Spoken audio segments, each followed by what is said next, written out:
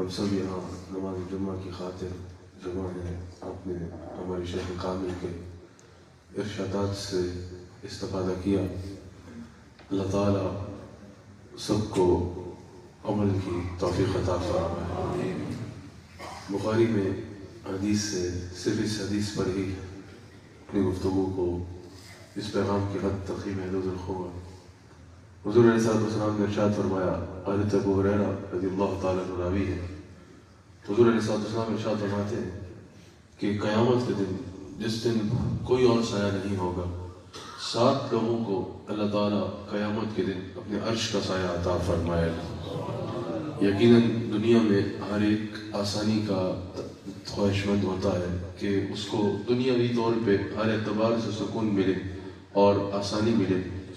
اگر انسان دنیا کی آسانی پر تو توجہ دے لیکن دائمی اور آخرت کی آسانی کو بھول جائے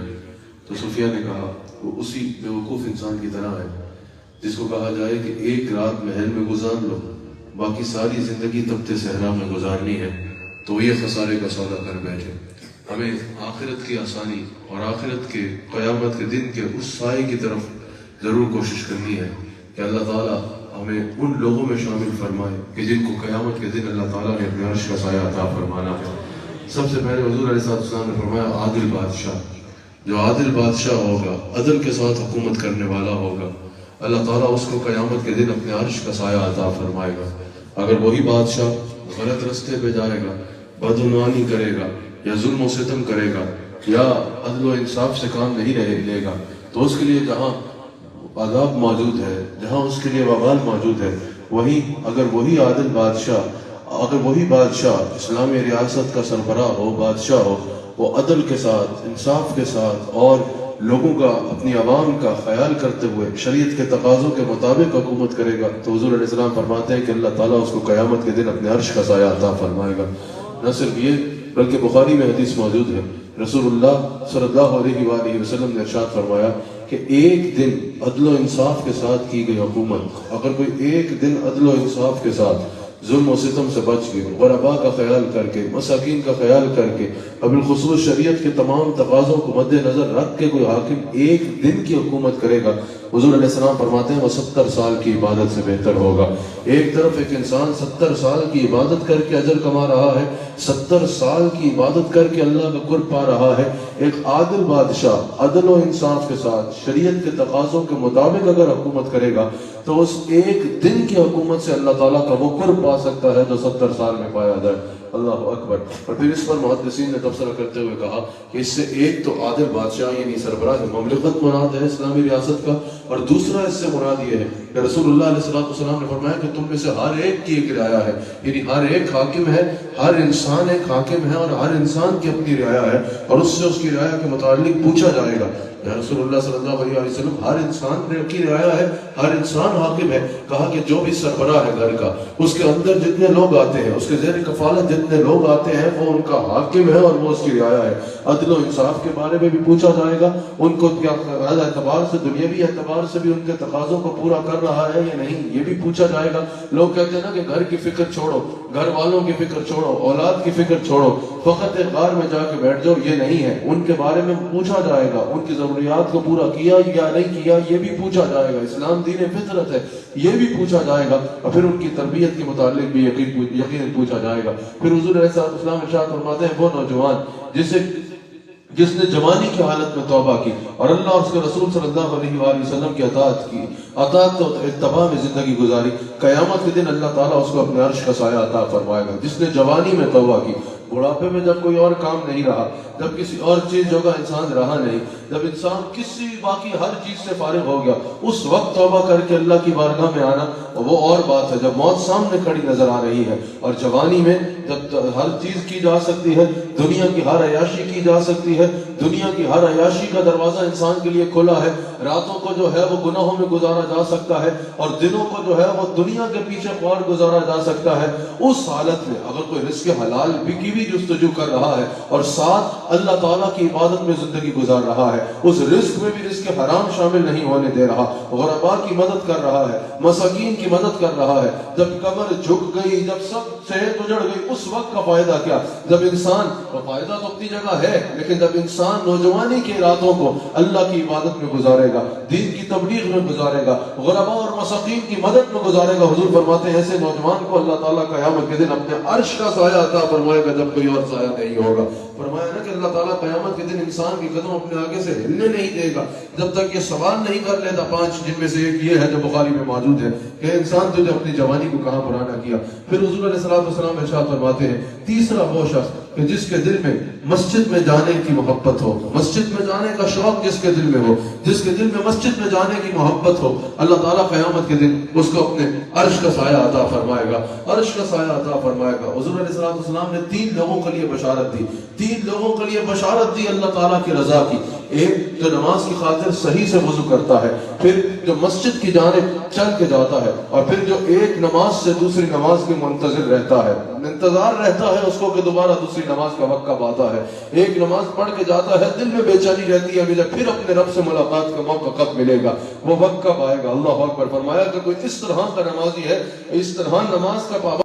ایک نماز دوسری نماز کے درمیان کے گناہوں کا کفارہ ہوتی ہے جو تقاضۂ بشریت ہو جاتے ہیں۔ پھر حضور علیہ السلام ارشاد فرماتے ہیں وہ لوگ جو اللہ تعالیٰ کی خاطر آپس میں ایک دوسرے سے محبت کرتے ہیں، جن کی محبت کی بنیاد اللہ کی محبت ہوتی ہے۔ قیامت کے دن کہا جائے گا نا کہ ایک جماعت کو کہا جائے گا کہ اہل کرم اٹھے اور جنت میں چلے جائیں، وہ عزت والی جماعت اٹھے اور جنت کی جانب روانہ ہو جائے۔ ایک جماعت اٹھے گی اور عزت کے ساتھ جنت کی طرف روانہ ہو جائے گی۔ لوگ پوچھیں گے کہ کیا تم تو ہمارے ساتھ نمازیں پڑھتے تھے، ہمارے ساتھ عمال کرتے تھے، آج تمہیں اتنی عزت کا موقع کیا دیا جا رہا ہے؟ وہ بولیں گے ہم آپس میں ایک دوسرے سے اللہ کی خاطر محبت کیا کرتے تھے۔ اس پر کئی حدیث ہیں، بیان کرنے کا وقت نہیں۔ اللہ کی خاطر جو آپس میں محبت کرتے ہیں، جن کے تعلق اور جن کے رشتے کی بنیاد تقویٰ ہے، جن کی محبت کی بنیاد تقویٰ ہے، اور جن کی محبت کا کوئی خونی رشتہ نہیں اور کوئی دنیاوی مقصد نہیں، جن کی محبت اور جن کے تعلق کی بنیاد اللہ کی محبت ہے، فرمایا کہ یہ وہ لوگ ہیں جن کو قیامت کے دن اللہ اپنے عرش کا سایہ عطا فرمائے گا۔ پھر حضور علیہ السلام نے 5واں ارشاد فرمایا، ان میں سے ایک بات پہ تبصرہ طویل ہو سکتا ہے حدیث کے مطابق، لیکن صرف پیغام کی حد تک میں نے کہا تھا اس حدیث کو میں نے بیان کرنا ہے۔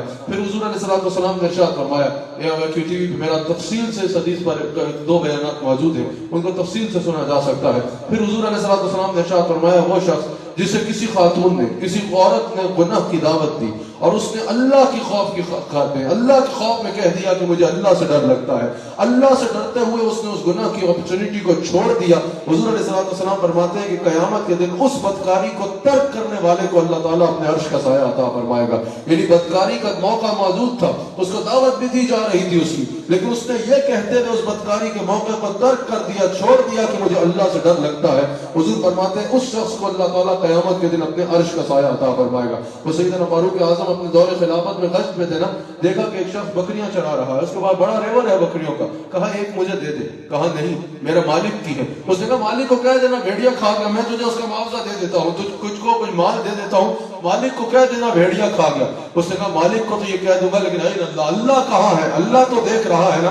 سیدنا فاروق اعظم نے یہ سنا اور اس کو غلام کو آزاد کروا دیا، اس کے مالک کو اس غلام کی قیمت دی اور غلام کو آزاد کروایا، اور غلام کو آزاد کرواتے ہوئے کہا کہ تیرے ایک جملے نے کہ اللہ کہاں ہے، اللہ تو دیکھ رہا ہے نا، تجھے دنیا میں بھی غلامی سے آزاد کرایا اور قیامت کے دن بھی عذاب سے نجات دے گا۔ یہ تصور کہ اللہ دیکھ رہا ہے، ہر وقت یہ تصور ہونا، اور جو اتقوا اللہ کا حکم ہے نا کہ اللہ سے ڈرو، تقوی اختیار کرو، اس کی بھی بنیاد یہی ہے کہ ہر وقت یہ تصور رکھو کہ اللہ دیکھ رہا ہے۔ پھر حضور علیہ السلام نے فرمایا خفیہ صدقہ دینے والا، خفیہ صدقہ دینے والا۔ آج ہم مسجد میں بھی 10 روپے دیتے ہیں نا، یا ہم باہر چلے جائیں تو $10 کو مسجد کو دے رہا ہے، تو آ کے امام صاحب کو کہتے ہیں حضرت پہلے نہیں لینا، بالکل جب خطبے کا وقت آئے نا، جب مسجد بھر جائے بالکل اس وقت آپ نے کہنا ہے کہ حاجی صاحب نے مسجد کی 5000 روپیہ خدمت بڑی خوب کی ہے۔ یعنی ہر چیز میں ہمیں دین کی طرف بھی دیں تو توقع تو اللہ سے اس کا اجر نہیں چاہیے بلکہ لوگوں سے اجر ہے۔ مسلم کی وہ حدیث ذہن میں رکھیے کہ جس میں حضور نے فرمایا کہ 3 لوگ ایک عالم، ایک شہید، ایک غنی آئے گا، اللہ تعالیٰ فرمائے گا تم جھوٹ بول رہے ہو، تم نے یہ کام میری رضا کی خاطر نہیں کیا، لوگوں کی خوشنودی کے لیے کیا۔ کہا خفیہ صدقہ دینے والا جو ایک ہاتھ سے دو اور دوسرے ہاتھ کو خبر بھی نہ ہو، یہ وہ خوش نصیب ہے جس کو اللہ تعالیٰ قیامت کے دن اپنے عرش کا سایہ عطا فرمائے گا۔ پھر حضور علیہ السلام نے فرمایا ساتواں، اللہ کا ذکر کرنے والا، اور جو اللہ کی یاد سے، اللہ تعالیٰ کی یاد میں دل کو اپنے محب رکھنے والا، اللہ کا ذکر کرنے والا اور اللہ کی محبت میں رونے والا۔ جو اللہ کی محبت میں روتا ہوگا، اللہ کے خوف سے روتا ہوگا اور پھر اللہ کا ذکر کرتا ہوگا، اللہ کا ذکر کرنا اپنی عادت بنائے گا، یہ وہ خوش نصیب ہے جس کو قیامت کے دن اللہ تعالیٰ اپنے عرش کا سایہ عطا فرمائے گا۔ اللہ تعالیٰ ہم سب کو ان خوش نصیبوں میں شامل فرما دے۔ اللہ تعالیٰ ہم سب کو ان خوش نصیب لوگوں، یہ بھی یاد رکھیے گا جب آپ اولیاء کے فضائل سنتے ہیں، اللہ والوں کے فضائل سنتے ہیں، تو صرف سبحان اللہ کہہ کے بات ختم کر دینے کے لیے نہیں ہوتے، بلکہ وہ اس لیے ہوتا ہے کہ جہاں ان کی شان ہوتی ہے وہاں آپ کو ترغیب بھی ہوتی ہے کہ ایسے اعمال کرو تاکہ اللہ تعالیٰ تمہیں بھی یہ مقام اور مرتبہ عطا فرمائے۔ اللہ تعالیٰ ہم سب کو رسول اللہ علیہ السلام کا رحمہ خلال رکھے، وفادار رکھے۔ ہمارے شیخ کامل کے آپ نے ارشادات کو سنا، اللہ ہمیں عمل کی توفیق عطا فرمائے۔ ماشاءاللہ اس شہر میں مختلف اعتبار سے خدمات سر انجام دینے والے ماشاءاللہ حنیف عباسی صاحب یہاں موجود ہیں۔ انہوں نے یقیناً اب جب بھی ان کو موقع ملا انہوں نے اس شہر میں اپنی پوری کوشش کی اور پوری اپنی صلاحیتوں کو استعمال کرتے ہوئے اپنی جانب سے پوری کوشش کی کہ اس شہر میں لوگوں کی جتنی خدمت کر سکیں کریں، اور انہوں نے کی۔ اللہ تعالیٰ شاہ صاحب موجود ہیں، راجہ حنیف صاحب موجود ہیں، اللہ تعالیٰ ان سب کو بھی دنیا کی برکت عطا فرمائے، دنیا میں کامیاب فرمائے اور ملک کی خدمت کی توفیق عطا فرمائے مزید۔